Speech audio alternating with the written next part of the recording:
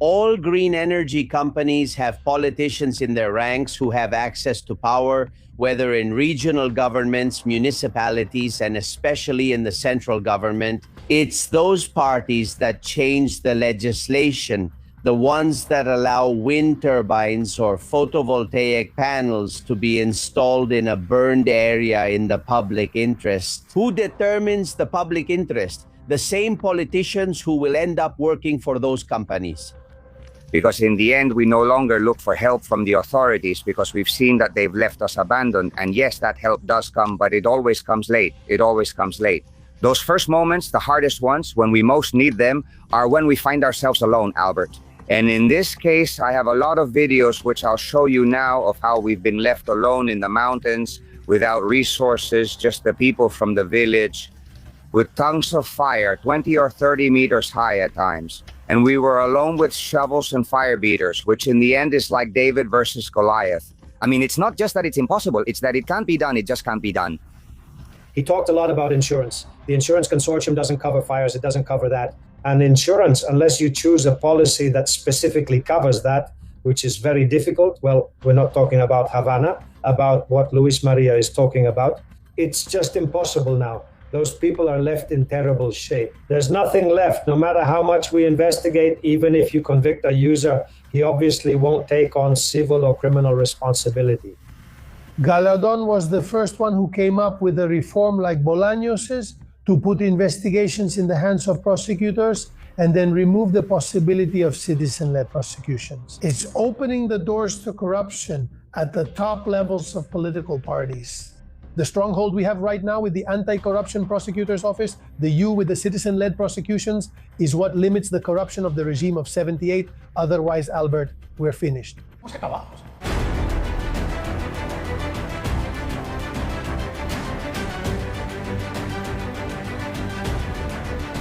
Castillón Confidencial by Albert Castillón.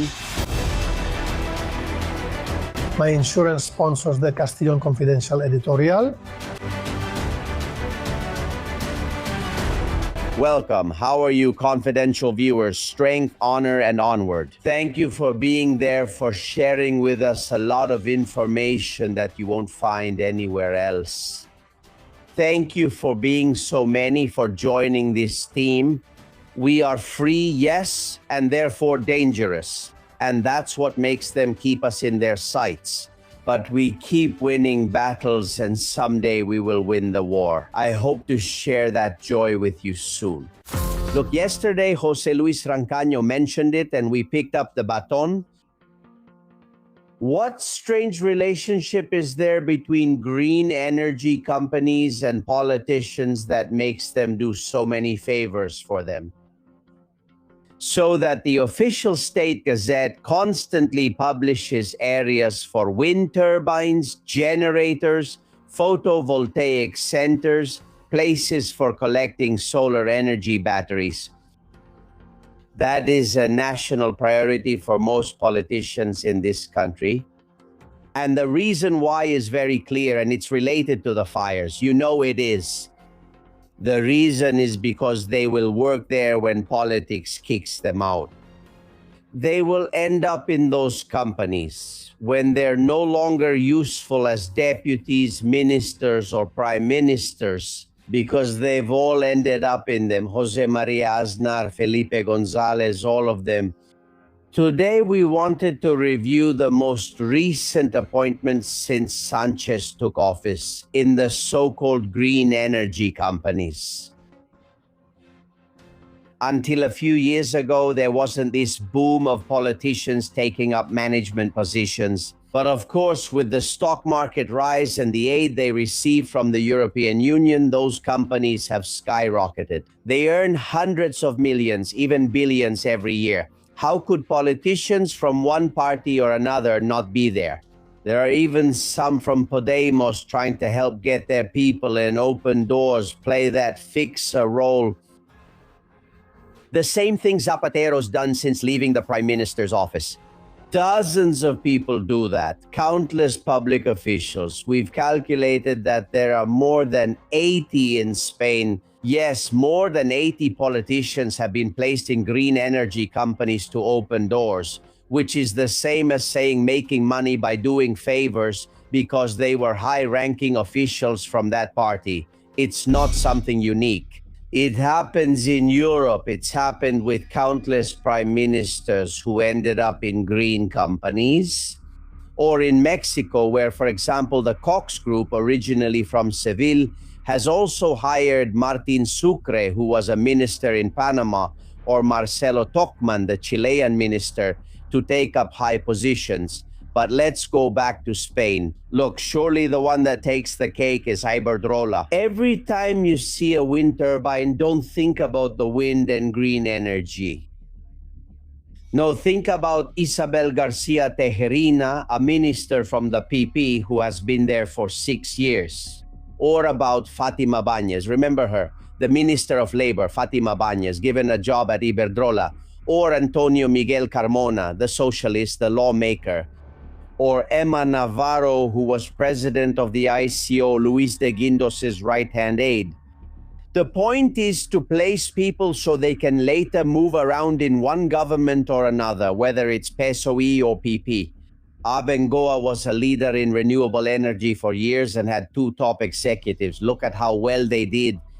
On one hand, Joseph Piqué, now deceased, who was Minister of Foreign Affairs under Aznar. But on the other hand, another Josep Borrell, the Minister of Foreign Affairs of the European Union and a minister under Sanchez. That way, depending on who was in power, they could manage the aid, the subsidies, open doors, which is what it's all about. But there's much more. Iceland Green Power, a British company. Yes, British, but when it operates in Spain, it's responsible for hiring people they trust. Jose Manuel Soria is their minister from the PP, Eduardo Serra also from the PP, and Ana Palacios also from the PP. They have built large solar farms in Llucmajor in Mallorca, also in Teruel and in Andalusia. A lot of energy facilities that they say are clean. Another company with a very foreign-sounding name, but it's Spanish, Growth Energy, Site Energy. This is a photovoltaic wind and solar company. There it is. There's Ana Virules. Do you remember Ana Virules? She was also a minister with the Partido Popular. But there are also people from PNV, Johnson Esquerra. Even Miquel Roca has been there. They've all been there. Felipe Puig, a minister from the time of Puyol. Even from Podemos. Cristobal Jose Gallego, who was a councillor for Podemos during the time of Pablo Iglesias, has been there at Enagas earning a fortune for 6 years now. More than 80 politicians have been handed jobs in what they call renewable energy. The average salary for the lower level ones is about 150,000 to 175,000 a year. If you were a minister or higher, even up to prime minister, the numbers skyrocket and can exceed €500,000 a year. Just for saying that you work for that company, in exchange for what? None of the people I've mentioned, or practically none, with maybe a few exceptions, are experts in anything that a gas, electric, wind turbine, or photovoltaic company is supposed to do. They're not interested in knowledge. They're interested in something that's very electrical, yes, and that they know well. Connections. They're number one at that, the revolving doors. An example of what I'm telling you might be a coincidence. Don't pay attention to what I'm about to tell you, but listen carefully. What you're seeing is the Mentrida fire in Toledo. In July 2025, a year ago, 3,000 hectares had already burned. And this year, another 2,000 hectares have burned this year. A Spanish company called Solaria was planning to build 8 huge photovoltaic plants there. Several organizations, including Ecologistas and Acción and Salvemos los Campos, temporarily halted the work on this a year ago. What happened? There was a fire in July 2025, and just a month later, only a month later, the central government, the Ministry for Ecological Transition, through the Directorate General for Energy Policy and Mines, gave them permission to start up the 8 photovoltaic plants, and you'll see why. Why? It has been published, it's an official document that moreover is sent to us as confidential for public utility. That's the issue. That's the secret we've been telling you about for days. All green energy companies have politicians in their ranks who have access to power, whether in regional governments, municipalities, and especially in the central government. It's those parties that change the legislation, the ones that allow wind turbines or photovoltaic panels to be installed in a burned area. For the public interest, who determines the public interest? The same politicians who will end up working in those companies. By the way, Solaria, the company that's setting up in Mentrida, made 137 million in net profit last year. That's not public interest, that's private interest, right? Welcome, we're investigating. The app Mis Seguros has sponsored the editorial of Castillon Confidencial. Download Mis Seguros, the easiest and fastest way to manage all your insurance in one place. When you ride an electric scooter, the last thing you want is to be carrying papers. Your insurance, always at hand, digital, organized, and ready when you need it.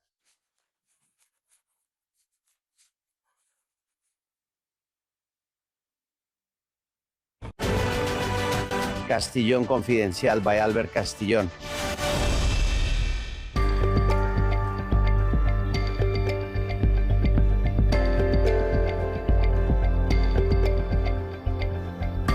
Gentlemen, Adrada is a beautiful place in Avila with no more than 3,000 inhabitants, although the population increases in the summer. Adrada was surrounded by fire. It is one of the places most affected by the fire. The civil guard arrived after a few hours, a few days, and said that they had to evacuate. And there are people, about 200 people, mostly elderly people who couldn't breathe smoke, who went over there. But others didn't. The mayor, the entire city council, and a group totaling 60 people said they would stay. They didn't obey the orders. And to this day, they are called the 60 heroes of Adrada, because they saved part of the surroundings and the town to prevent it from burning. What we're going to tell you is the story of many towns in Spain that made a difficult decision, but they made it because they felt abandoned for days. Let me introduce you to the friend who owns a dealership in Adrada. His name is Roberto Alcocer, and it's confidential. How are you, my friend? How are you doing? Good morning, Albert. Well, with a little more spirit, because it seems that this whole nightmare is finally starting to pass. But now comes the next stage, which is going to be, well, disastrous when people come back to the village and see what our woodland looks like now. And, well, anyway, all of this, I have to say we're connecting almost by a miracle, because the phone signal comes and goes, the coverage isn't stable. That's why you're at your dealership trying to make sure the Wi-Fi doesn't cut out.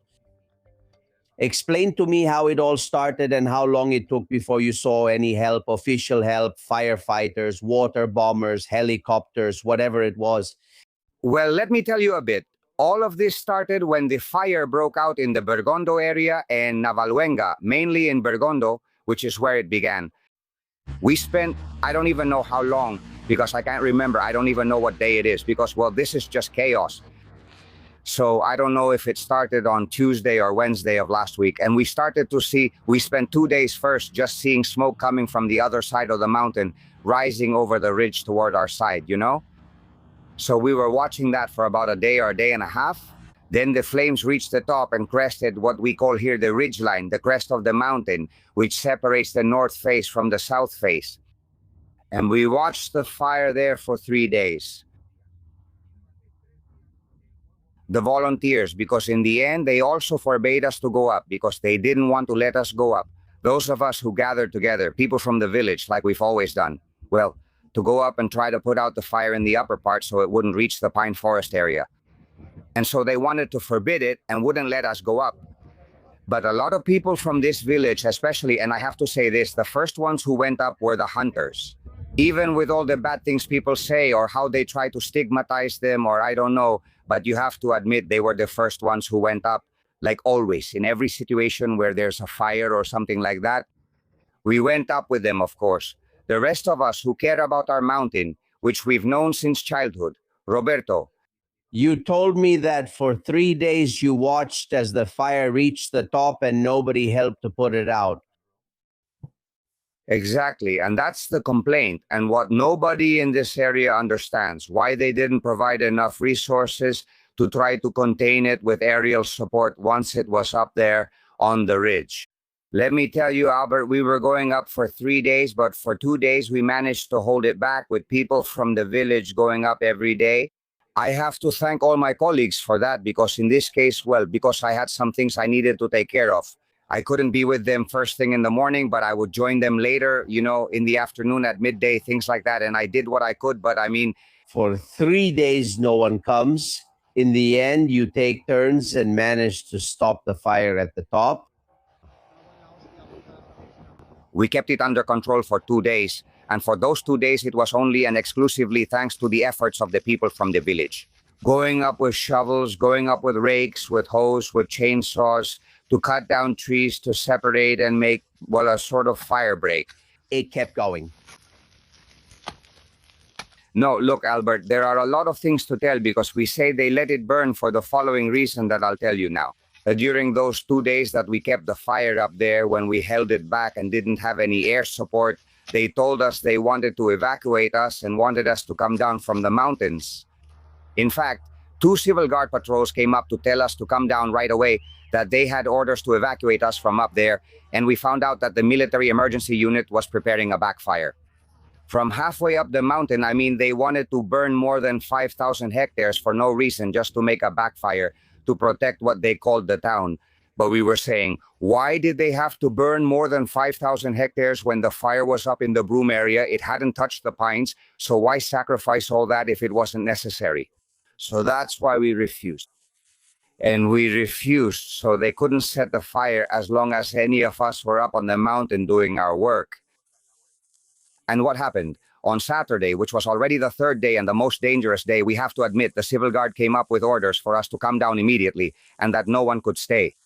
And that's when they evacuated us from the mountain and we came down, just so you get an idea, Albert, we came down around 7:30 or 8. That's when they managed to get us down. Well, around 9:30 or so is when they started their backfire and began lighting it. From a much lower area than they originally wanted. I mean, they set fire from where the pine forests of the village begin, going up to make that backfire. And in the end, everything burned. It's true that we've managed to save pine forests and many areas, luckily, but in the end, well, this is devastation. That's what it is. You don't understand. You don't understand why instead of fighting from that hilltop where you, the 60 people from the village, had been holding it back for days, they set the fire and made the whole hillside burn. Was the village really in danger? Are the pine trees that close? Well, let's see. There are a lot of housing developments, and then there are some houses owned by individuals with properties that are right in the middle of the mountain. So that could really be at risk, and it makes sense that maybe all those people living there should be evacuated, that they should come down to the village. But as always, Albert, this isn't new here. What's new is that we've had a fire come from several places, which I'll tell you about later. In another area, the UME set a backfire for other zones. It got away from them, and they left it there. Just left it to fate. Whatever was going to happen would happen. They set the other backfire, and when it got out of control, they left it unattended. For example, later on, when people talk about the UME, saying that all the neighbors are against them, we're not against the UME soldiers, not at all. We appreciate these soldiers, these young men who come to help or are brought here since they're ultimately just following orders. What we're concerned about is the orders they're given when they come. They've seen us go into many mountain hotspots to put out fires. They were there with their trucks stopped 200 or 300 meters away, and they told us they had orders not to enter the field. They come with orders to only safeguard people's lives and homes, which I think is fine. But damn, since you're here, help us out too. If you have a fire truck and it's just sitting there because the fire hasn't reached that house yet, then help us try to stop it up in the mountains. Well, no, those weren't their orders, so they didn't go in at any point. They've only gone in, and we have to thank them for that. When someone's life was in danger, or when it was about a house, a property with a house, or something like that. We received the same complaint from many places in Spain. They tell us the same thing, that the UME follows orders, but by the time they receive them or get a counter order, the forest has already burned. In other words, they don't act quickly or immediately, but instead follow orders, no matter what they see or what happens. It's not a unit specialized in putting out fires. You should have seen firefighters there. Did you see any firefighters? Did you see firefighters in the area? Well, look, Albert, we have to be very grateful to the firefighters who came from Portugal, who were all volunteer firefighters. And really, these volunteer firefighters, let me tell you a story so you can see. Each of those Portuguese volunteer fire trucks had a group from the UME assigned to it. And the UME are the ones who direct them or tell them where they have to go. We have gone to some of our fellow volunteers to look for them, to get them to give us a hand in some situations that were a bit more extreme. And then, we went to look for them where they were stopped because they had them sitting idle in many areas just resting. So we went to look for them and asked them to please come and help us in an area that was a bit more dangerous and so on. And then they had to ask for permission from the UME commander they were assigned to. And the UME, the commander denied it. And what they told the commander was that at their own risk, under their own responsibility, they would come with us. That they had come to help with putting out the fires and that they would come with us under their own responsibility. Even though the commander of the UME of that truck in this case had told them not to go or that they couldn't go. Well, they completely ignored that and came with us. They helped us. And I really have to say it. A big thank you to all the Portuguese firefighters who have worked and are still working. Really, you have to see those people, those who know how they work and how hard they try. So from here, many thanks to all the volunteer firefighters from Portugal or other areas. No firefighter can just stand by with their arms crossed, watching everything burn while the UME tells them not to do anything while they see the neighbors working. Is this being managed very badly, or is that just my impression, Roberto? Thank you. We believe that they have been active throughout the entire Tietar Valley, and what I can tell you most about is what we've been experiencing here in our town in Adrada. But, seeing the comments and videos from Sotilo de Adrada, Piedra Laber, Casa Vieja, Mijares, apparently they've acted the same way everywhere. They've let many areas of our forest and our countryside burn, which is what we care about and love the most, and it's also why we have so much tourism. That's why. Thank you. To our Sierra de Gredos, which has now been left in the state it's in. Well, all of this, what really makes us angry is that they come to us, to me personally. A commander once told me that they came solely and exclusively, as I mentioned before, Albert, to safeguard people's lives and homes, and that the countryside was the last priority. And then I started to cry when I heard that, because for him it might be the last priority. And I understand, and it's very commendable. And it's great that they come, of course, to try to save lives if they're in danger and homes. But this is our life. The mountains are our life. For all the people here in the valley who grew up going up to the mountains every day. Well, if I keep talking, I'll end up getting emotional because I've spent a lot of time and still spend a lot of time in the mountains going up every day with my animals.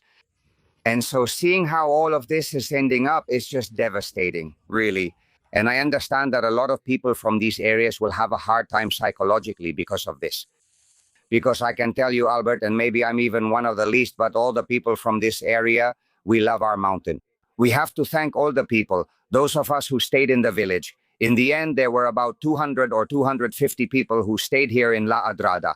Those of us who go up to the mountains number around 60 or 70, sometimes more or less. Some days, a few extra people join. Other days, maybe only 20 or 30 of us are available. Other days, there are a few more of us than usual who go up. Even today, we still organize ourselves. We've done everything among ourselves. We set up an emergency WhatsApp group. And with that group, we're all connected. So we go around kind of patrolling the perimeter of the town. And wherever we see that there are still active hotspots and there are still hundreds of them, well, we let each other know. The volunteers go there. The volunteers who can, we put out the fires, then we go back up. As soon as we get to the meeting point, they tell us about another place and we head out to another spot. Well, there have been people who I can tell you about it, and it's just that I don't have any of those colleagues here with me. But there have been some guys who have worked up to 17 hours straight. We're volunteers, we're not fire specialists, we're not firefighters, but we're there giving it our all. I mean, trying to do as much as possible to, well, protect that part. Whatever part of this mountain range can be saved, which is what matters to us in the end. What advice would you give, Roberto, to people who are now in your situation or seeing the fire coming? What should they do? What do you advise them after your experience? Well, let's see. The only advice I can give, well, in case they find themselves in a somewhat extreme situation, as has happened to many of us in all these fires in the different towns, above all, be very careful. Don't do anything crazy. Don't go in alone. Because with the way the countryside is, with all the neglect, that's another thing. They keep telling us that all of this is climate change, that everything is because of climate change. But what does climate change have to do with it? It's the state of our forests. It is. It could be. It might be true, and I'm not saying it's not, that the temperature has gone up a few degrees, that before it wasn't like this, that now the temperatures are higher. Up to that point, that's all correct. I agree. But damn, if this is happening, we need to keep the countryside clean, the forest clean, so that in case of a fire, it can be controlled much sooner and we don't lose so many hectares and have uncontrollable fires. But the thing is, Albert, I'll give you an example that's very clear. I have a stall, I have a plot of land, and if I want to cut down 1 or 2 trees that are on the perimeter outside my plot, because I would cut them down to make a fire break, if a fire comes so it doesn't spread to those trees, which is what has always been done, those trees that you cut down and you make a kind of fire break. Well, to do that, you need to request a report from an engineer. They send you an engineer. That report costs you money. Then you pay the fees to the city hall and all that. So maybe you'll get that permit that allows you to cut down that tree. And maybe you'll get it at a time when you can't do it anymore because it's summer and they don't allow you to use machinery, or because some animal or some birds are protected and you can't do anything anymore. Then you want to build something or do something on your L and everything requires reports. They also deny them to you, claiming environmental damage, and won't let you clean up. So what happens then? You don't clean a property for 1 year, 2 years, 3 years, 4 years, 5 years, and in the end, it turns into a jungle. And when a match, a cigarette butt, or anything else falls due to negligence or something natural, it's uncontrollable and you have to let everything burn because you can't do anything about it.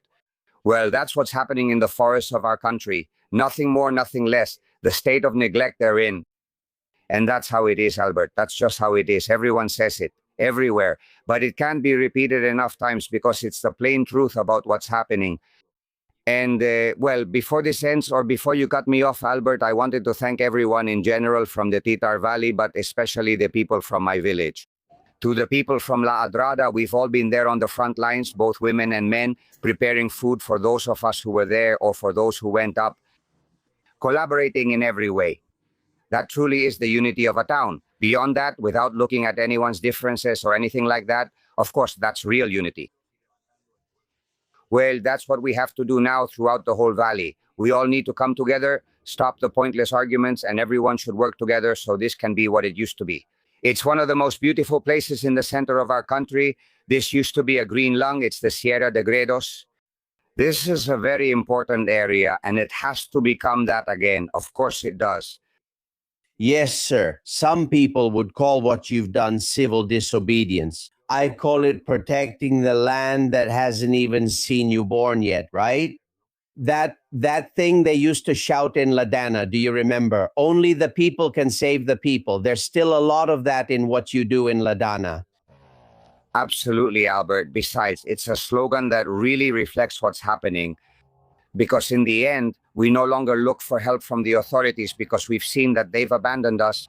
And yes, that help does come, but it always comes late. It always comes late. In those first moments, which are the hardest, when they really need to be there, that's when we find ourselves alone, Albert. And in this case, I have a lot of videos that I'll show you now of how we've been left alone in the mountains. with no resources, only the people from the village with tongues of fire 20 or even 30 meters high at times. And we were alone with shovels and fire beaters, which in the end is like David versus Goliath. I mean, it's not just impossible, it's that it can't be done. It just can't be done. It's true that on Saturday we had to run for our lives. One guy had to leave his car. We used to get there and it burned. I'll send you the video so you can see. Some had to run toward one part of the mountain, others toward another, because otherwise a strong tongue of fire would have caught us, and one car was left behind as we ran. Some had to run toward one part of the mountain, others toward another, because otherwise a strong tongue of fire would have caught us, and one car was left behind as we ran. The car ended up completely burned. And it's true that everyone else was able to run to one side or the other, and there were no personal tragedies, which is what we have to be thankful for in the end, of course. Congratulations, Roberto Alcocer. Please pass it on to all the people of La Adrada. You are right now an example others should follow in the fight against fires. A big hug, a big hug. Thank you very much, Albert. Big hug to you too. Castillón Confidencial by Albert Castillón. When my mother died, I inherited her debts and I was left alone. Then COVID came. I went months without receiving a single euro. I've ended up needing psychological help. If you're in a situation of insolvency, contact us and we'll tell you if you meet the requirements of the Second Chance Law. Sin Deuda Group, your second chance. Welcome to the world. Vichy Catalan, where authenticity and wellness go hand in hand. Here we know how to have fun and take care of ourselves. A place to make every moment special and savor it to the fullest.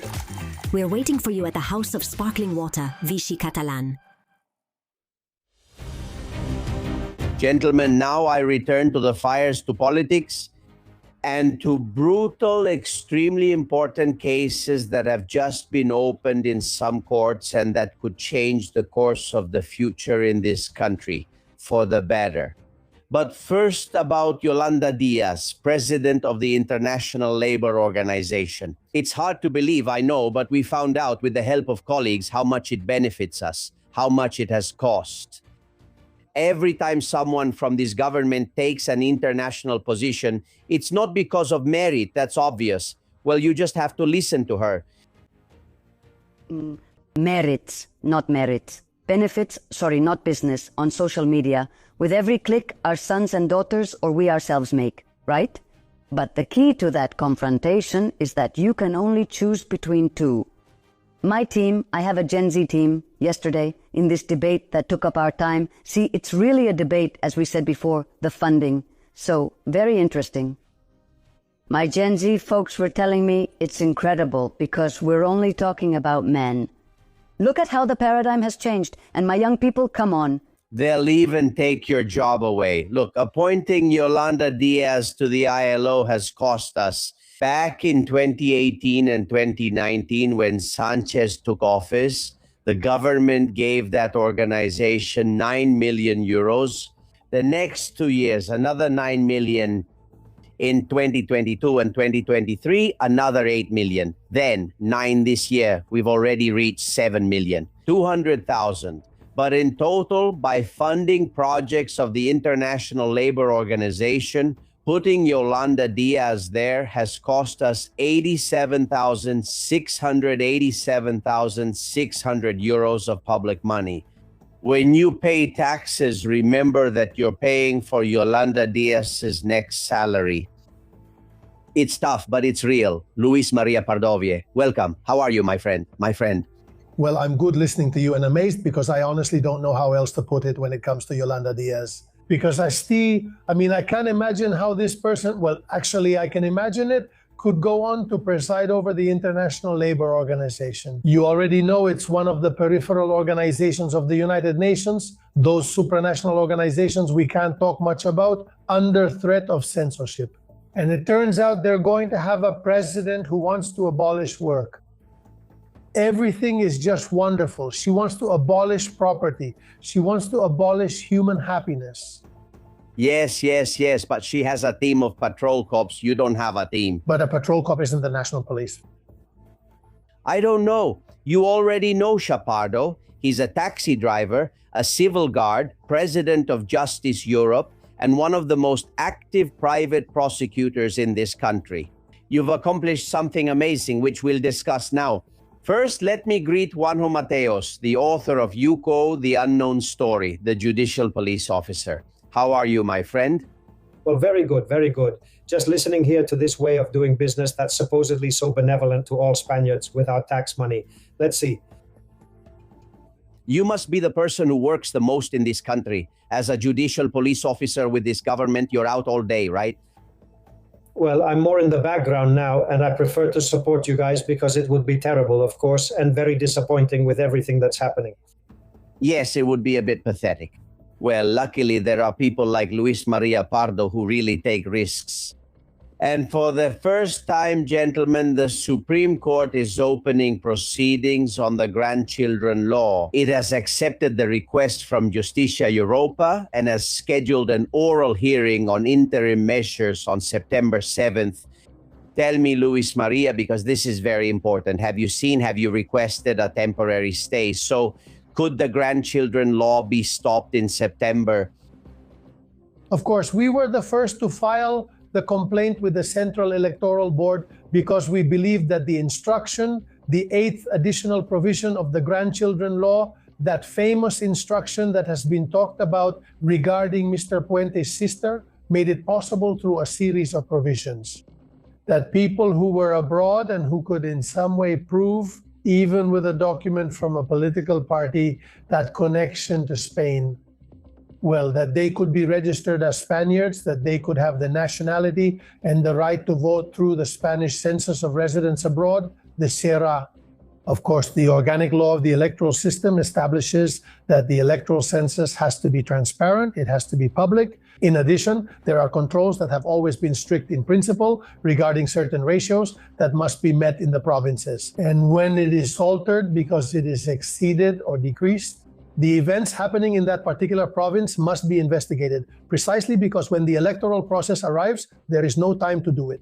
Of course, what happens? What happens is that the Central Electoral Board, surprisingly, and I say surprisingly because up to 4 board members, 4, decide to file a dissenting opinion. Regarding our request, that is, in favor of our request, that it is necessary to investigate what is happening precisely because of that additional provision of that instruction and why they are being enabled to certain people, we believe hundreds of thousands, who may be able to vote through SERA voting in the upcoming general elections. Since the Electoral Board denied our request by, let's say, 5 votes in favor and 4 against, we filed an administrative appeal before the Supreme Court and a request for interim measures.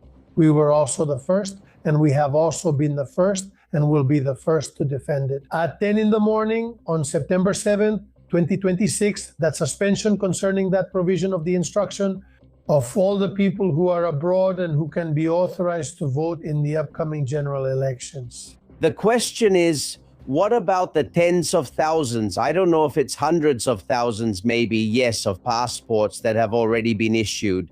Do they keep them or would they be withdrawn? If in the end the Supreme Court decides that this was not legal. The thing is, right now, there isn't any effective control. We don't have effective control. And Albert, we just don't know what's going on.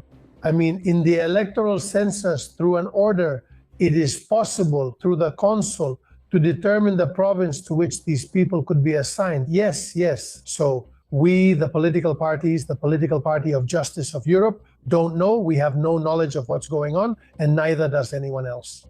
We don't know how far this may have gone, and if there have been provinces where the increase has been, well, I don't know, 5, 6, 7, 10, or even 20%. We're simply asking for transparency, Albert, which we've always had on your channel.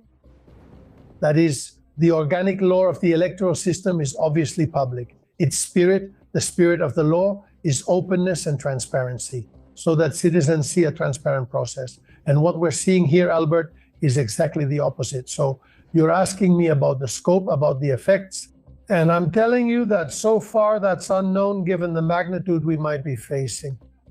It's unknown because nobody knows what happened, and I'll tell you more.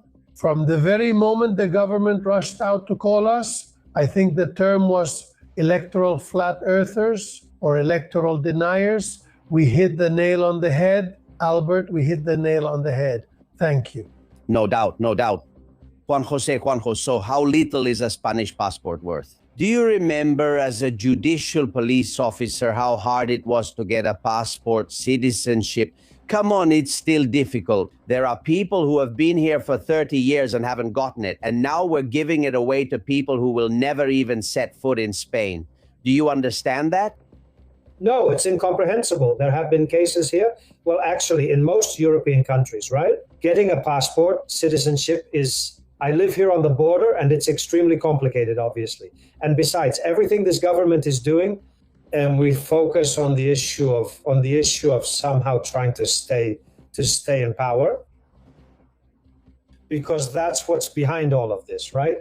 Remember when we discussed the Basque exodus here back in the day, which has affected some of us so deeply. Obviously, that whole Basque exodus is unknown and impossible to quantify, just like the victims of terrorism,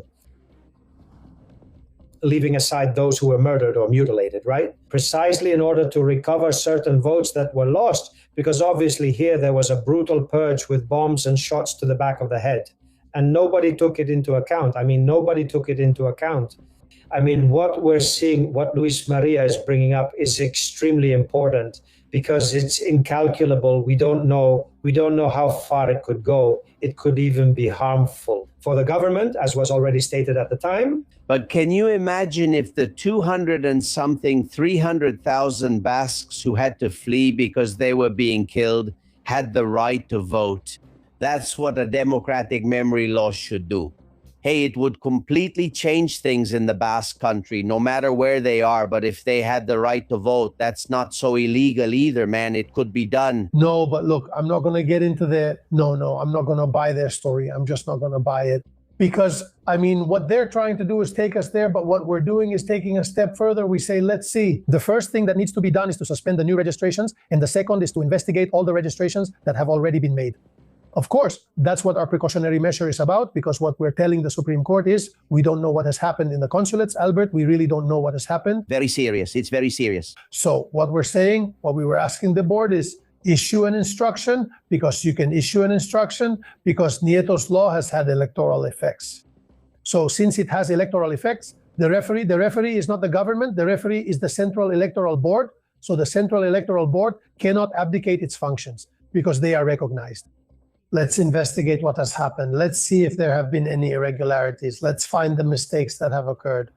But of course, what they want is, to accuse us of promoting of I don't know how much, when Pedro Sanchez has already announced, as you've seen just a few hours ago, that the term is going to run its full course. I had no doubt about that. Let's see how long after the legislature, because maybe we'll go even further, and he says that the election results should be recognized. Presidents should recognize election results if the electoral process has been transparent. That's it. It must be justified for the same reason. Thanks. He is preparing the ground to later allegedly commit fraud. And by the way, he hates you private prosecutors. Yesterday, he went after you again. Listen to him. Citizen-led prosecutors are not pursuing a political cause. I think that's not an opinion. That's a fact. Yes.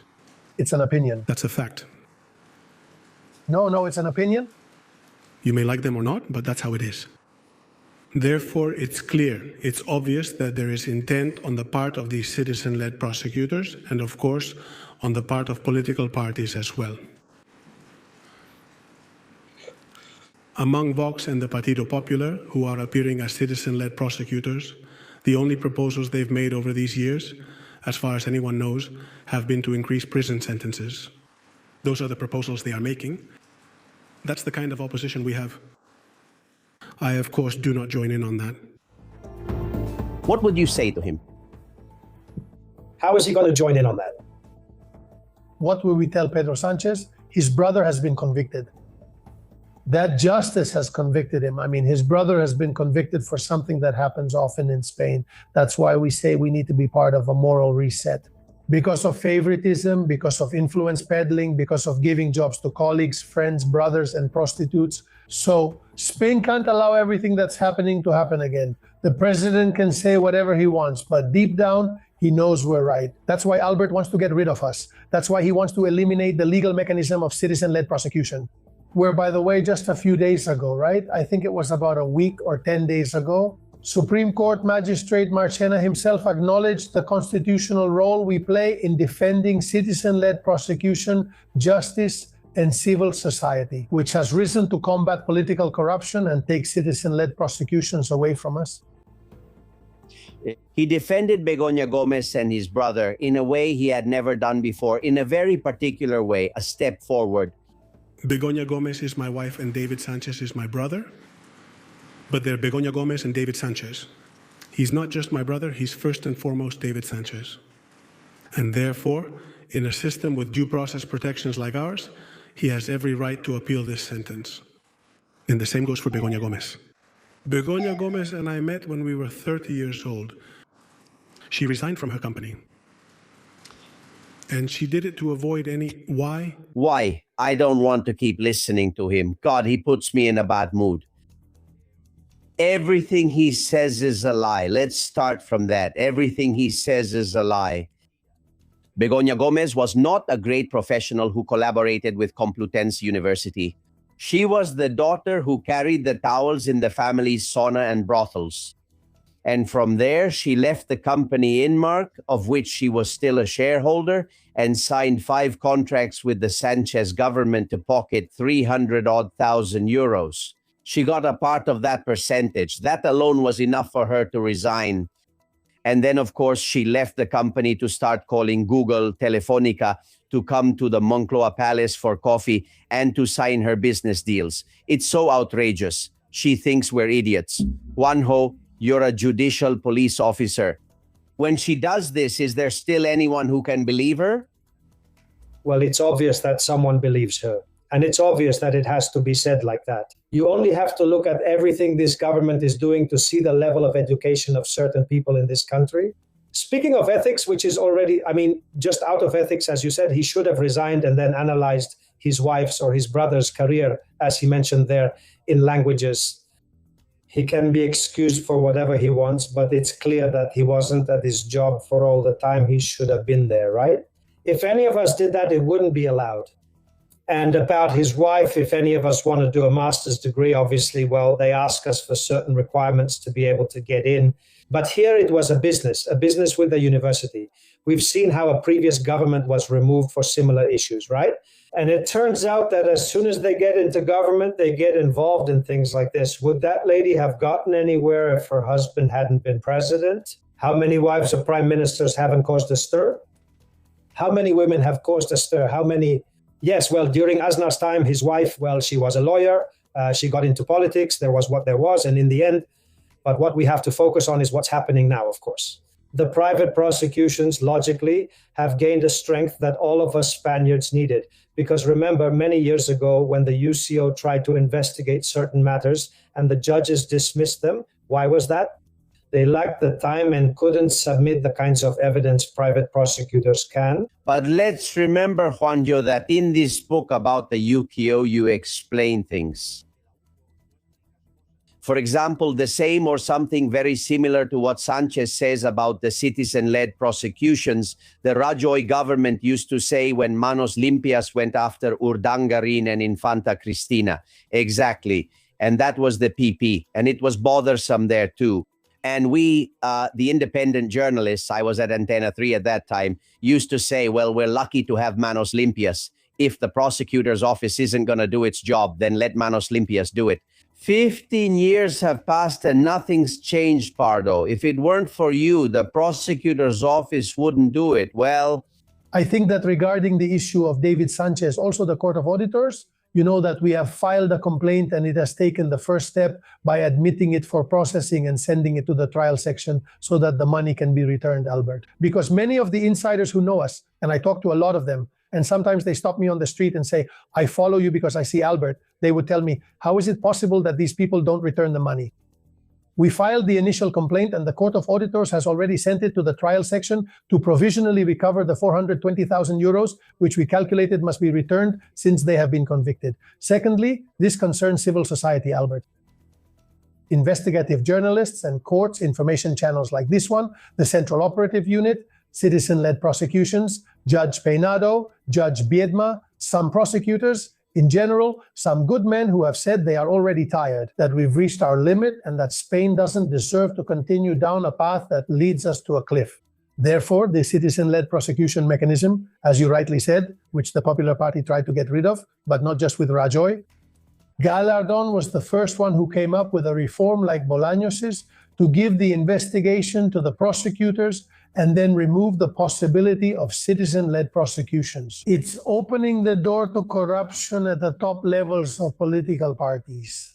The stronghold we have right now with the Anti-Corruption Prosecutor's Office, the UCO, and citizen-led prosecutions is what limits the corruption of the 78 regime. Otherwise, Albert, we're finished. Because this would be, well, the Wild West. I mean, just imagine it. Come on. Let's listen to Nadie Dice Quien Pueda. Yes. Yes, let's listen because it went viral after the nonsense that Sanchez said about the great role of that great businesswoman Begoña Gómez in the year 2024. Solutions to those challenges they want to address. Today we want to talk about this. Oh, sorry.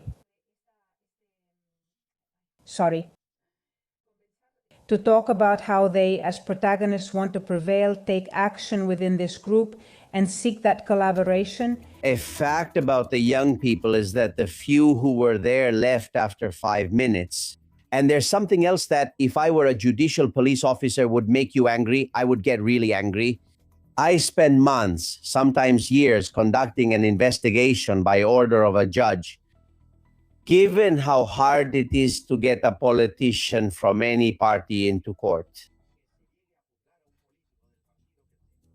and with my work as a judicial police officer, I get them convicted.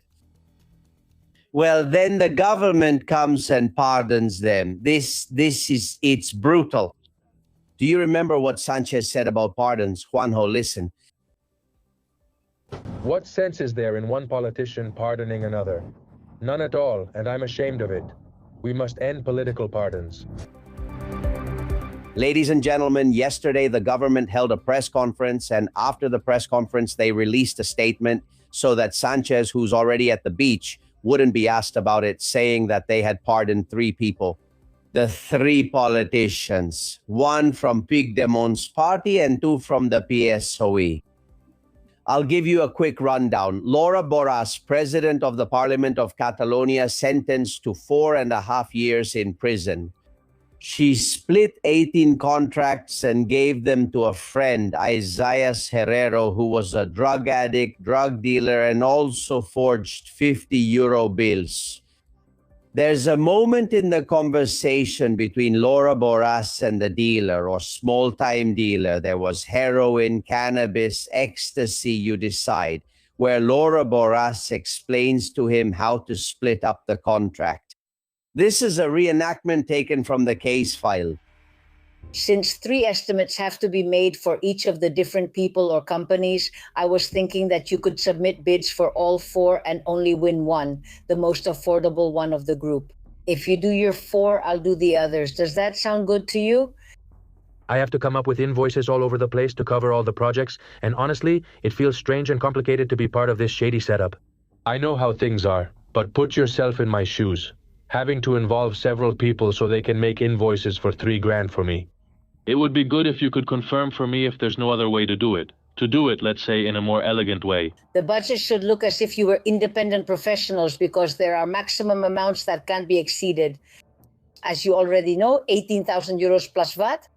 If they see that what has been done is splitting a complete assignment into different packages, that's when they think there's a violation. The issue is splitting. Laura Borràs giving lessons on embezzlement of public funds. Well, she was just pardoned, Juanjo, and she squandered 335,700 euros of public money. How do you feel about that? Well, like everything we've been seeing in recent years. Remember the ERE case? Well, they propose a pardon, amnesty. If it doesn't happen, no problem. That's what the Constitutional Court is for. And we leave the sentences as they are. In the end, these things, as Spaniards, not just as official police, civil guards, police officers, it's total chaos. It's an organized mafia. It's an organized mafia. And it really hits us deeply because, well... The message is, if it happens to you, Pardo, or to you, Juando, or to me, we would spend 4 years in jail. If it happens to a politician who supports Sanchez needs to stay in office, don't worry, right? That's it. Out on the street. Second pardon case. And here you're going to be surprised because even Woody Allen has requested his pardon. And even Joan Manuel Serra. Yes, why? Because he was his friend. This man was Natalio Grueso, director of the Niemeyer Foundation of the PSOE in Asturias. Sentenced to 8 years in prison. He took money from the foundation, thousands, tens of thousands of euros, and spent it on hotels for his mother, hotels for his grandmother, and for his ex-wife. And he claimed they were business trips. He fled to Portugal when he found out he was going to get caught, but he was arrested. Everyone, as I said, requested a pardon for him because he had even worked with Brad Pitt, taking him to festivals. They say it's because he's in poor health. Do we need to show that kind of leniency, Pardo? Because he's in poor health and you have Serrat, Woody Allen, Aitana, Sanchez, Gijon signing for his pardon. Well, that's the absolute perversion of the system we live in, right? I've always said that I'm against both amnesties and pardons.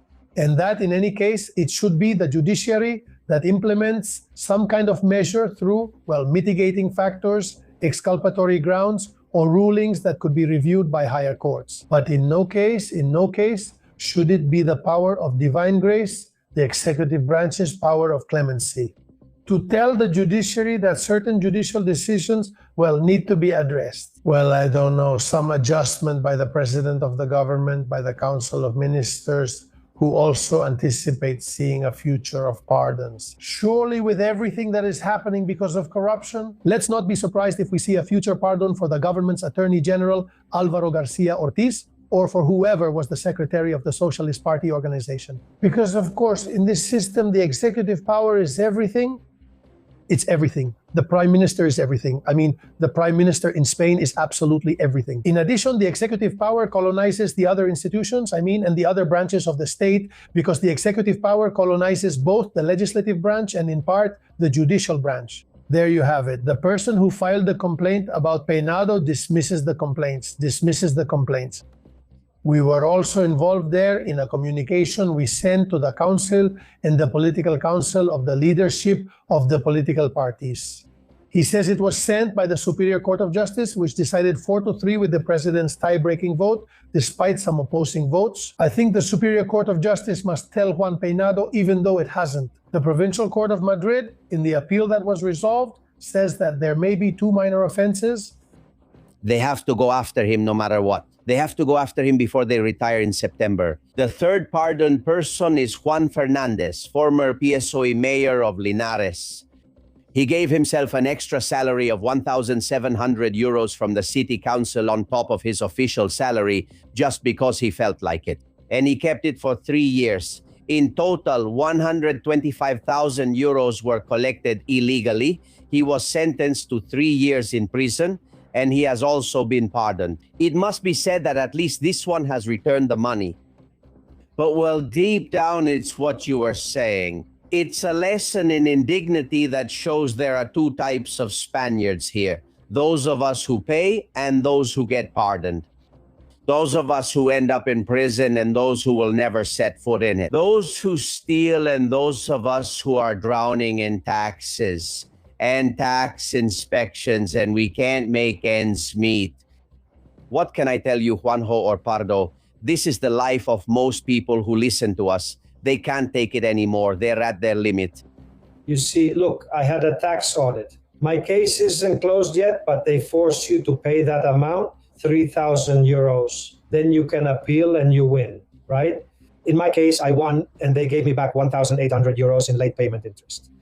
Yes, for late payment interest that the tax office doesn't pay. All of us Spaniards pay it. So in the end, it was something totally justified by the way I work all over Spain. It's a disgrace, and that's how it is.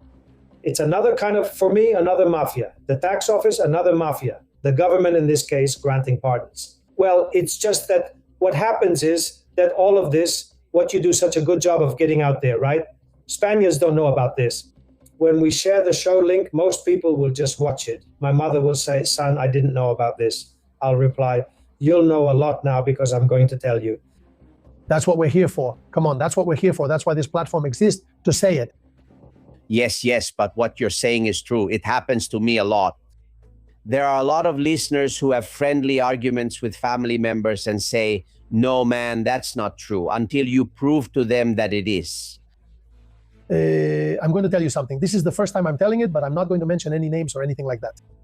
Together with my colleague Ruben, who's also a lawyer, we're handling a case that when it comes to light, you'll think, how can something like this happen in Spain? A kid who has a tax case opened against him while he's still a minor. While being a minor, and seeing that this person also has to leave the country along with his family. I mean, as if they had put him in jail, because what the tax agency does is subject you to a living civil death. So here every line has been crossed. Everything. A minor who is charged with a tax debt of tens of thousands of euros that ruins his life because it ruins his life in Spain, and they have to leave the country. So, and I'll leave it at that, because when we bring up the case, I mean, it's the prostitution of the legal system for spurious interests when you see it. So when these cases come to us, I look at them and I say, I mean, how did we get to this point? How could we, as a nation, get to this point that no official steps in and says, but this is invalid. We can't do this. Well, no. We've come to this, gentlemen, and the last Council of Ministers before going on vacation, Cambronero tells me, and I read it in the objective, that he gave 25 million to Tunisia to build a water treatment plant, 19 million to renovate RTVE radio and television headquarters. Just in Madrid, he forgave 73 million in debts to Sri Lanka and, of course, gave aid to Venezuela because of the earthquake. Well, the smallest amount of all the ones I've mentioned, 3 million, but it's something. At least they gave them something. About Sanchez, there are people who want to speak. Marucci, Pepe, Marina, and Conchita. But what can you expect from this person when Spain is burning on all sides? We already know why it's burning. And he goes and makes a video about music and the records he likes and all that. So I'm listening to the words of Pedrito, Mr. Pedrito Sanchez, okay? Praising his wife. Of course, there are people who have worked a lot. Of course, this man who didn't even know where he worked, his mental and psychological state has been exposed, however you want to call it. Of course, this woman who has worked so much, who used to work as a public relations person in saunas and brothels. How did she send a message to the people, and especially to the jury in Begoña's case, trying to touch the sensitive side that we Spaniards have? Also, I believe many jury members will be from the PP. And I realized that she's sending a message saying, please be lenient. We have to be bad people because, of course, stealing is one thing, okay? Well, go ahead, steal. Steal whatever you want, but steal and be a good person, in quotes. For example, allocate some money to solve the fire problems in winter, hire the company, and take your cut accordingly. Besides the fact that you've stolen and things are going well for you, it's also good for the Spanish people because, look, we solved the issue. But of course, it seems like being a good person. Conchita, shouldn't we stop assuming that corruption is benevolent or what? I've lived in Catalonia for a good part of my life, and there it was known that Pujol was taking things, percentages, and making shady deals, and they would say, well, but he's one of ours, right? You've probably heard this, Juanjo. There are people who forgive corruption because the person involved is one of their own, right? Yes, remember the PP government had the country way up here, but hey, it also had corruption that, well, was visible. But it's true. It is true that we were on another level, right? The thing is, right now, like Sanchez says, when it comes to the economy, the Spanish economy isn't being lifted by the government. The Spanish economy is being lifted by a lot of public money and a bunch of entrepreneurs who are dedicating their whole lives to hospitality and other things. we shouldn't tolerate corruption, as she says. But ultimately, she suggests that if you're going to steal, at least do it well. This is, I don't know. I don't know who's going to get us out of this. Okay, listen, Poncho, he's in the United Kingdom and you are talking about the industry in Spain. Same for you, Pardo. Since you've lived in several countries, maybe you can answer me. Listen. Why did Spain's industrialization disappear after joining the European Union? And I'm talking about the big construction companies in the Basque Country, those big companies that used to support Spain in previous decades, right? And they simply left Spain as a place of terrorism. I'm not saying that's bad, but where is the industry? Where is it? And he's not wrong. In the last 40 years, Spain has become just that: restaurants, hotels, and beaches. And Europe has taken care of dismantling its industry. Now they want to put solar panels everywhere, though. Pardo. That's political patronage. Well, that's a reality, isn't it? We are an economy dependent on the tourism sector with everything that implies. We need fuel since we have to import it somehow. And that always causes us a deficit, very severe seasonal unemployment, which makes Spain always have tremendous economic difficulties. The thing is that, unfortunately, Albert, that industry is not coming back. It's a very complicated industry and it's not coming back. And we would probably need a plan to rethink our current economic situation, which depends exclusively on tourism.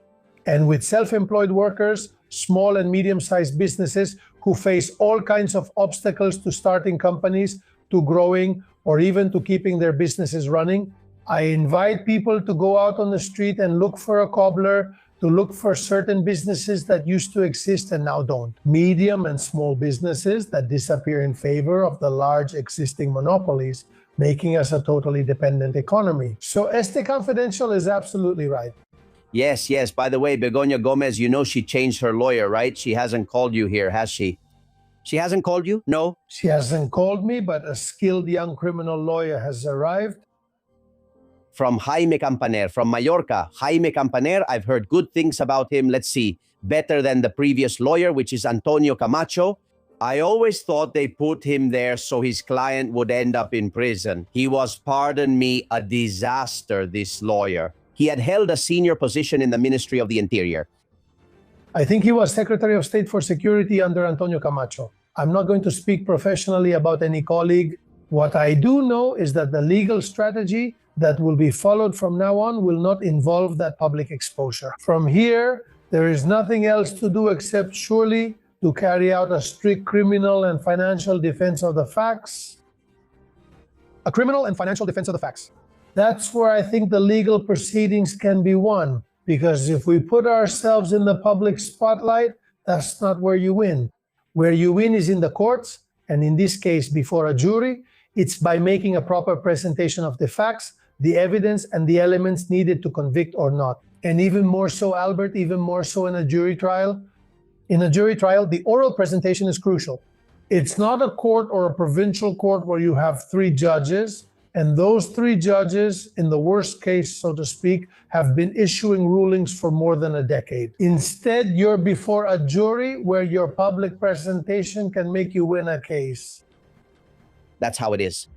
And love to Ceuta, I can imagine as a police officer what happens, what goes through your mind. When you see that in 1 week, more than 1,500 immigrants are arriving. Images, it's overwhelming. Ceuta, the city is at twice its capacity because the Supreme Court has changed the law.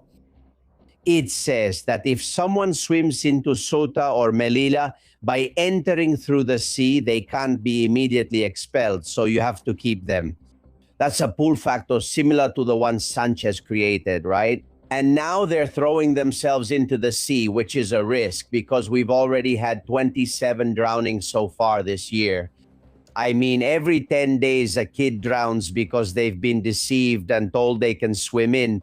And the breakwater looks very small, but they're swimming for several hours because of the currents. It's tough to talk about it. So the Supreme Court says that these people who have entered Spain illegally can't be sent back immediately. What a shame, the Supreme Court. What a shame. I heard they're showing a scene that seemed to me, we're going to slow it down because it's very brief. It was captured yesterday or the day before in Suta. You see a boy in a wetsuit, barefoot, walking in front of a national police van, and of course you can't say anything to him. How hard it is, Juanjo Mateos. They have a serious problem there because on top of that, these kinds of modifications, bear in mind that in this case, the Civil Guard is the one that responds in territorial waters. I mean, they've been like this for a long time, but of course now, how do you fix this? If they don't have the resources, if the maritime service is totally depleted, if they'll have to go now with the move to 24-hour service, which many of us have long advocated from the outside. Above all, well, but anyway, it's a matter of principle, and above all, human lives should come first, but no. I mean, this problem is going to keep getting worse. It's going to keep growing bigger and bigger. And then the pull factors, how many pull factors have we suffered since Zapatero arrived? Some of us saw them. It was terrible. Everything that was granted for, I mean, just the fact of coming here and having the right to public health care, right? And not just in this area. Remember what happened with the British when they came here to get hip surgeries or things like that? These are pull factors that in the end, well, look, we already have a lot of problems. We add more. And on top of that, everything puts extra pressure on our healthcare system, on our institutions. It's terrible. Well, my colleagues are devastated. Man, I know I talk to them and they're in a bad way, but what a contradiction. I mean, Mohammed VI is going to host the 2030 World Cup, but his people are drowning trying to escape his country. Mohammed VI just inaugurated, or is about to, a 1,000-kilometer highway along the coast of the Sahara. He named it after Donald Trump to suck up to him, and so he keeps paying for his parties. That is, we have possibly the richest monarchy in Africa, for sure, maybe one of the richest in the world. But we're paying him, helping him, giving him money constantly. We pay for water treatment plants in Casablanca, trains, whatever is needed. This is Pegasus, right? Pardo hiding behind the Prime Minister's phone. Someday we'll find out. No. No, man, don't say it out loud if it's going to be negative. Juanjo? All hope is lost, but there's still something there. Don't you think so too, Juanjo? I don't know. Someone with access to that would have to have a strong interest in revealing all that, and it should have already come out by now. I don't know. Someone with access to that would have to have a strong interest in revealing all that, and it should have already come out by now. If Trump had, we've already said this, if Trump had Morocco, like Mexico, he would have already declared it a narco state. No one should doubt that, but we have it here and we just accept it. Morocco, I mean, Europe finances Morocco, Spain finances Morocco, and Morocco has Spain by the neck with drug trafficking. It's not just hashish like this resin. Yesterday, my colleagues sent me news about how the French, with 6 shots, seized over 2,000 kilos of hashish resin. In Spain, the only country on the front lines that fights on the front line against drug trafficking? No, we don't have that legislation and they won't create it since Morocco is behind it. Otherwise, we would already have it. Everyone, Portugal, Italy, France, Greece, they can all make use of it. But the problem is ours. This is the wild frontier. I mean, it's terrible. We are the wild frontier. That expression is very fitting, and they keep sending me more because this isn't over. And images of fires. Look at what happened in El Tiemblo. Miguel Angel sent it to me. Really tough videos in which, look, they make the fire break, which is good, but they leave the logs from the fire break there. So you don't know if it's a fire break or a bonfire. Listen, a great example of how the forest is managed here in El Tiemblo before and after the fire. The wood they pile up in the fire break, instead of keeping the fire break clear, they just pile the wood there. So the fire can do what it has to do. I guess that's why. At the very least, if they make a fire break, please leave the wood in the area that's not supposed to burn, not in the one it's just something else. Miquel, images from Villavieja in Castellón, 3,000 inhabitants. It looked like hell. There are people who are having a really hard time, who have lost everything, and it's going to be very hard to recover it. The Valduxo video that Mikel sent me to, flames that are terrifying meters high.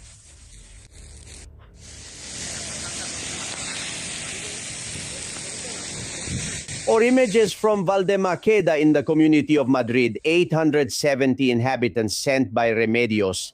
Is this the burned area? The battle is coming now, right, Pardo? That is, here the insurance companies will say, this has nothing to do with them. Let the state compensation fund here pay. Don't hold your breath. And in the meantime, what car am I supposed to use to get around and work? And what house do I live in? Just in the Madrid region, 100 primary residences, not second homes, have burned down. Who pays for this? It's absolute madness. Unfortunately, just like with the Valencia flood, the La Palma volcano, and the Lorca earthquake, in the end, it's just a symptom of the corruption of this rotten system, this failed system. So I would recommend that citizens claim everything they can now, because later the media will shift their focus, just like what happened with the Valencia flood. And there are many who are listening to us who can confirm it. Unfortunately, the way our state is organized, these people are going to take a long time to recover. Well, only 20 or 30% of the real value of what their properties could have been. Let's not talk about a house. Let's not talk about land. Let's not talk about animals, vehicles, or other types of property. Because it's absolute ruin also for all the self-employed people who had a business, a small business that has been literally destroyed. For example, those around the San Juan Reservoir, right? Or in Playos de la Presa. Well, I think what should happen here is a very calm investigation to open a debate about how we cannot allow, in a country like Spain, for a wildfire to break out and for it to devastate, to literally devastate. Kilometers of land, even urban centers and inhabited houses, right? Fortunately, there are no human victims to mourn, but of course, it really touches my heart every time I see that area where, in addition, my grandmother was born in San Martin de Valdeiglesias. I know it very well. And my parents also had a house nearby, near El Tiemblo, right? El Tiemblo, right? And the truth is that Santa Maria del Tietar, it really touches my heart, but well, it's just another tragedy, Albert, that we Spaniards have to witness. But something must be done, yes. But something must be done? So much needs to be done. We need to change the bureaucracy in order to clean the sea. We need to depoliticize the state. We need to depoliticize the state. We need to get the state out of the forest so that they don't, as Rufian would say, meddle in the work of ranchers and farmers who are the people that truly end up knowing the place. And they've seen the rebels who stayed in several towns. And thanks to that, we have interviewed one. A while ago, we had another one here. It's just that one says, man, 3 days again. Well, we have something. We had when we saw those rebels again, right? Like us who question things and at a certain moment say, hey, what's going on here? And you stop for a second in that whirlwind. Yes, yes, of course. With the little bug, you already did it, remember? Yes, that's what I'm getting at. So when a lot of people say they're not going to fool me again, boom, it happens again. Well, because we don't stop. We don't take a moment to reflect on what's happening. Those rebels, that rebel you interviewed, and those, it seems to me that in a town they went, I'm not sure if they were little houses, there were 150 and 150 stayed. They saved them, saved the properties like in the old days. By the way, Albert? Don't talk to me about the little bug, because the last time you did, they shut down my channel for 6 days thanks to you. We'll talk about that. I haven't forgotten. Well, hey, let's talk about the fires. Opinions, Memeva, Antonio, Enrique, Juan Antonio, Jorge, and one more, Marcos. Until we start listening to the people who live out in the countryside and learn from their wisdom, because they live surrounded by forest. If the forest catches fire, they are the ones most affected. They know how to manage the land. It's even worse in the central area, of course, Madrid, Avila, Castilla, all that area. But I'm telling you, a fire like the one this year, few has never been seen here. And on top of that, they don't allow people to help and put it out. And they restrict everything. This whole fire, of course, it's devastating, destroying our nature, the mountains, the animals, you know? The towns, the cities, the houses, people are waiting until the very last moment, until the fire is already at their doorstep. Come on, that's when they act. It's crystal clear to me. I'm from a small town. And when I went to pick up a few pine cones, a friend of mine who's a civil guard asked me, Don't pick pine cones. The civil guard will report you if they see you. I couldn't believe it. About the helicopter issue, I don't know. Maybe I don't know who the director or head of maintenance is. But of course, he's a textbook incompetent, which is what's always been done. When companies have a lot of vehicles that are old and they can't find spare parts, they take the oldest one, use it as a donor, and with those parts, they keep the rest of the vehicles running. That's exactly what they could have done with the helicopters. Look, regarding the EcoFire, I've had it for 4 or 5 years and it's a fantastic product. I completely soaked my leg, I drenched it totally, and then I took a lit torch and I didn't get burned. Alvis has bought, by the way, they send me posters, 5,000 liters of EcoFire that he distributes around, which I like. It must be tough. It's hard to prove and difficult to show who sets the fire because, Juanjo, they always arrest someone and then let them go after a few days. And very few actually end up in jail. And we know that 90% or more of the fires are started on purpose, right? Yes, unfortunately, when fires are investigated, the lack of proof, not even talking about evidence, well, when it gets to court, everything is dismissed. Everything is dismissed by the judges. Logically, if we go back in terms of assumptions, we end up where we started, and in this case, it's the same. It's very difficult. It's very difficult when a man is doing farming work that's forbidden during the day, precisely because of the risk of fires, and he causes a fire. So on what basis do you convict him? On what grounds or many other issues people talk about, especially people in rural areas when it comes to cleaning ditches, when it's forbidden? In the end, it's not just the investigation. The investigation, well, it might bear fruit in the end. What you're saying, the sentences, what are they when you sentence an arsonist who has been caught on camera, even when there is evidence? Well, okay, but the damage is already done. It's like the damage is already done. The point here isn't that it's about prevention, right? You mentioned insurance before. The public insurance pool doesn't cover fires. It doesn't cover that. And insurance won't cover it unless you choose a policy that specifically says it will, which is very difficult. Well, we're not talking about Havana either, about what Luis Maria is talking about.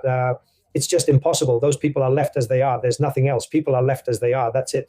There's not much investigation we can do. Even if you convict the user, they're obviously not going to take on civil or criminal responsibility.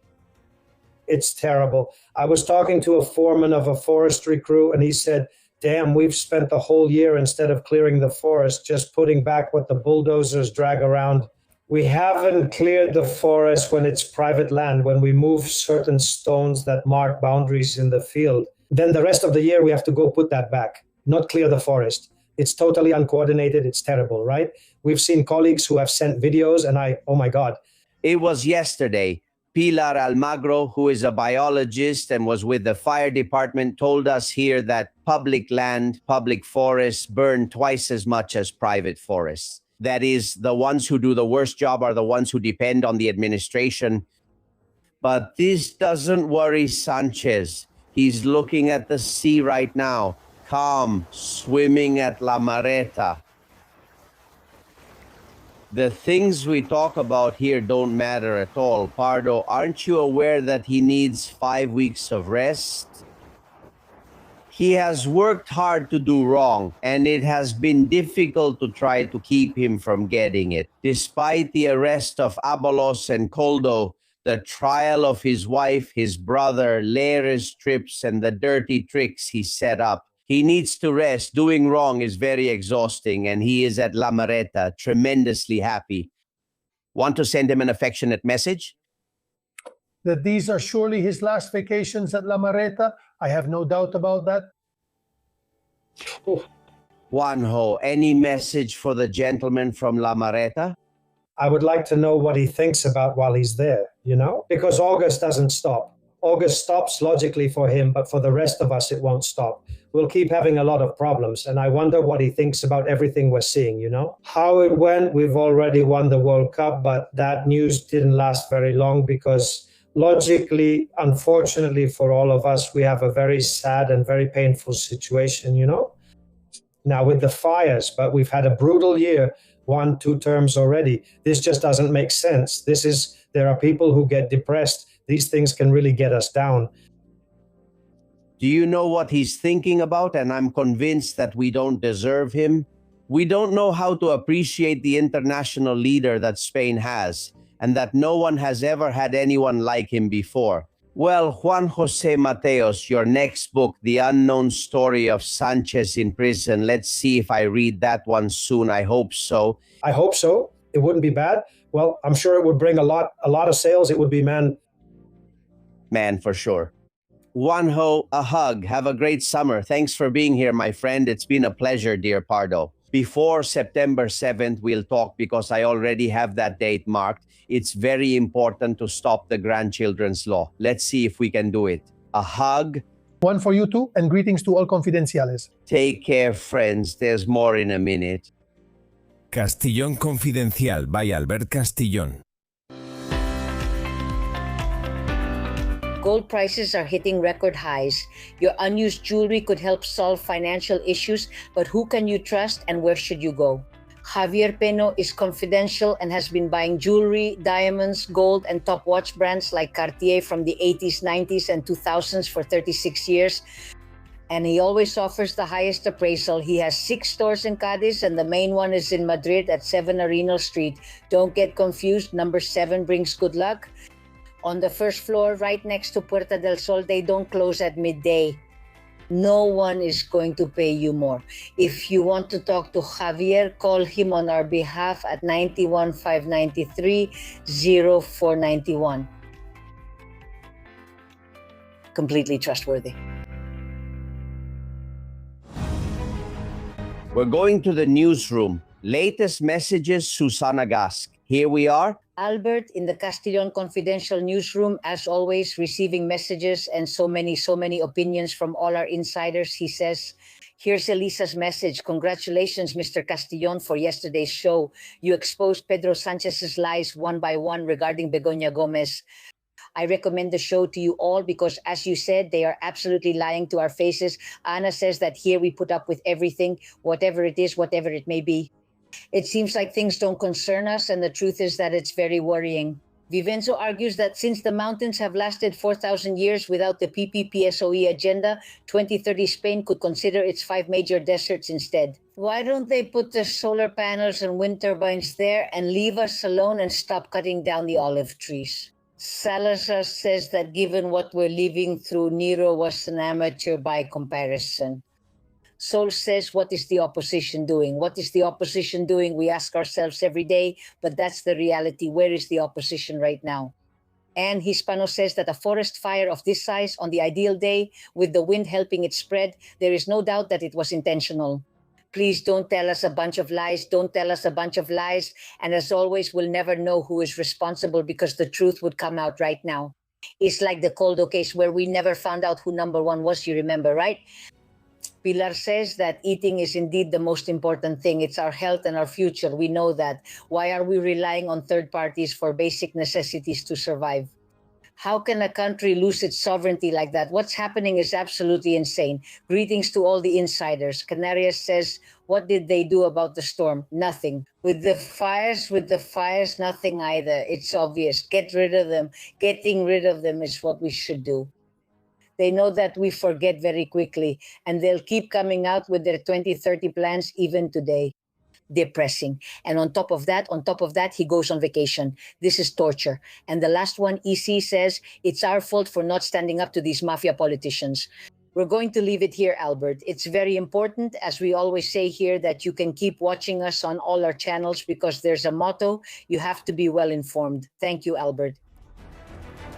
Thank you very much, Susana. And now we go to Chema's message for the panelists who were here yesterday, our friend Ranchano and Pilar Almagro. I thought today's show with Mrs. Pilar Almagro was masterful. I have tremendous respect and affection for her. And also to Jose Luis. It felt too short to me. How nice of you to say that. Thank you, Chema. They are exceptional people. We try every day to bring in exceptional people. In Pilar's case, she's also a biologist and she worked for the Generalitat Fire Department. In short, experience. That's what's missing in government decisions. Tony says there's a phrase he thinks really identifies socialists. Let's listen.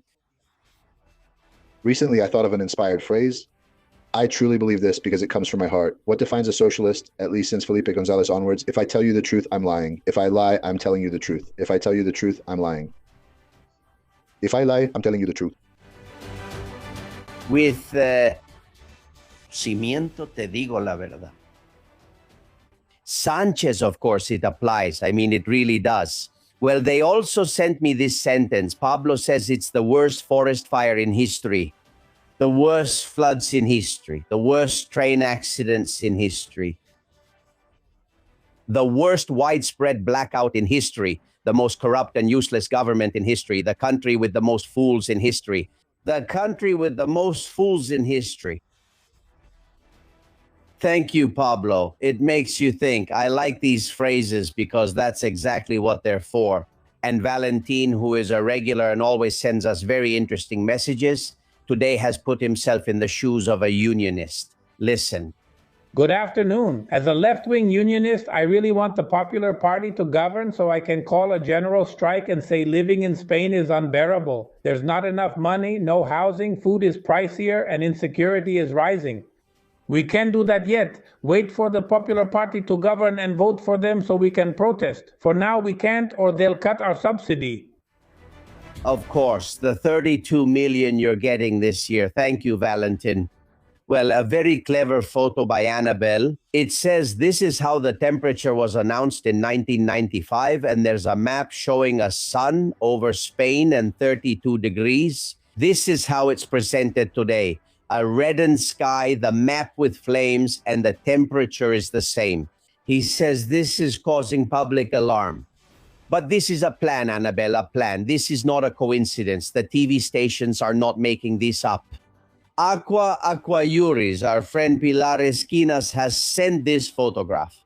You can see all the logos of the parties in power and the 2030 agenda. It says we're neither left-wing nor right-wing. We are the ones who pay, and we're fed up with your crap. And I pull it out. He sends me this. It looks like a comic, but it's very serious. On one side, a Plus Ultra plane. On the other, a firefighting seaplane. They talk to each other, and the seaplane says to the Plus Ultra plane, "Don't you think they should have given the 53 million to me?" This is what we all think, friends. And Freud Lannister, conversation during the fires between Sanchez. Listen, Simar Lasca, listen. We don't have resources for the fires, the seaplanes. Out of 12, we only have 7 for all of Spain and Airbus. We haven't used them for the fires, operational. We don't have enough to control everything. Grab the water guns, let's go over there. Given what's going on in their heads, they're capable of anything. Well, I'll stick with the good things. Look, what a beauty. I love this. We're confidential on the back and the logo on the front. And there are more. I'll show them to you later. This one is my favorite. Strength and honor. If you want to get it this August, you still have time. On our website, digitalcastilonconfidential.com, you can buy it online. Is it too complicated for you? Just make a call. It couldn't be easier. There's Juan's phone number. You can call him or send him a WhatsApp message, 638-606-606-811. And these wonderful t-shirts, bags, and caps from the show are available. And don't forget Ferran's caps, the winners. The one who scored the goal in the World Cup. We have it there. You can see it in English and in Spanish. Choose whichever one you want and email us. This is the program's email to get the red cap. Let's make Spain great again. Or in English, which is how Ferran Torres originally wore it. You know, whichever one you want, we're making them these afternoons. They'll take 20-25 days. The shirts, no, we already have them, and we're happy to help everyone and help finance the program. And today we're with Abraham Gomez. I was starting to miss hearing something smart from a mind like his. Climate change, yes, but seen through Abraham's eyes. The changing climate has us all feeling bad. The changing climate has gotten so bad that Pedri is saying it out loud, because when you don't say it, you don't notice it. But when Pedri says there's an emergency, he loves the word emergency. He really likes emergency, especially climate emergency. The other day, he also said that the climate kills. Those are words that bring relief, poetic relief, you know? And he's determined, and yes, it's true that I see him and I believe him. I believe him because the 2030 agenda requires everything to be ready. Everything has to be burned, or he'll just say everything is fine when he gets there. When that time comes, it will be proven and people will say, look, he was right, you know? He goes calmly anywhere there's an environmental problem. He doesn't care about the other environment, but that environment, that one does matter to him. And he goes and gets off his helicopter and stands there on a platform with his sleeves rolled up like this so it looks like he's putting out the fire. He says they're forceful response operations, a word he loves, and we all feel so relieved when we hear him, you know? It's like when they make everything bright red and progressive so you feel calm, right? You say maybe we're missing a big problem because if the weather was shown in green and blue, we'd think it's not a big deal. But the thing is, everything has to be red everywhere, my boy, everything. All the way until 2030, and you just have to deal with it because I can't live without this bitterness, you know? Besides, Pedri is a huge role model because he doesn't pollute. His iPhone and the ministers are special, made from sugarcane, unlike ours, which are fascist. His are anti-polluting, they're anti-polluting when he uses them. He takes a plane, an Airbus, a Falcon, and people say, that plane is made of cocoa cream and popcorn, and it flies and stays in the air like you wouldn't believe, you know? And that's thanks to Pedri. When he eats, because he doesn't know how to cook.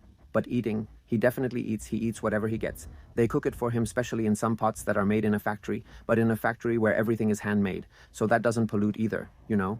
And it's Pedri who has a wonderful energy for being cautious, you know? Because when the little animals go out to the field, he says, how are the little animals going to go out to the field, Falcon? A fascist sheep there eating grass so that later, in October in winter, there won't be any grass left. So that nothing burns, right? You can't do that. You have to find it and he'll find it. And he finds the rancher too, very well, and the farmer. So every time he sees a rancher or a farmer going out to collect grass or pine needles so there won't be fires next summer, that really gets him heated up. The Agenda 2030 people think people are stupid, you know? You're confidential. Well, this lasts much longer, more than 5 minutes. We've given them a teaser, so they'll go to Abraham Gomez's channel, subscribe, and watch it.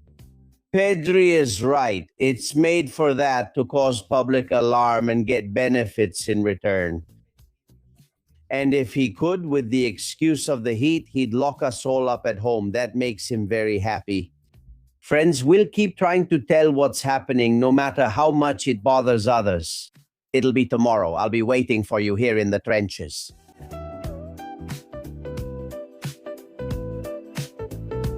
you know it and I know it. We are confidential. You are confidential. I am confidential. Everyone is confidential. Everyone is confidential. But shh, only for open minds and for people who are awake.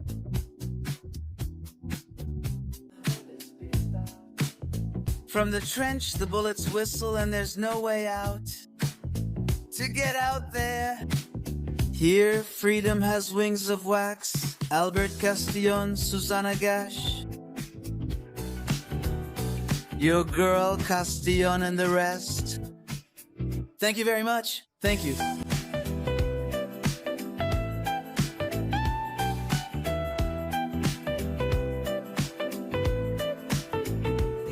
Thank you for the video. Thank you for the video. Thank you for watching the video. See you tomorrow. Thank you for watching. Castillon Confidencial by Albert Castillon.